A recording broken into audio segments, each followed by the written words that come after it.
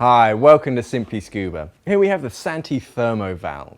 So this is a great way to get your external battery power inside your dry suit to power your heated undersuit. So this replaces your chest inflation valve. It has a replacement sort of swivel inflation valve with a little bit of adjustment so you can change which direction your hose comes in from. You've got your standard inflate button. On the outside of the hose you have a standard EO connector. It comes with a plug as well if you don't want to use it.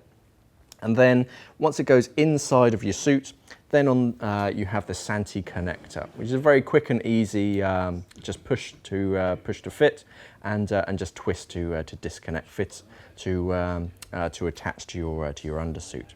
So very simple, very robust, sort of useful bit of kit just to get that external battery power inside your dry suit. And that's the Santi Thermovalve.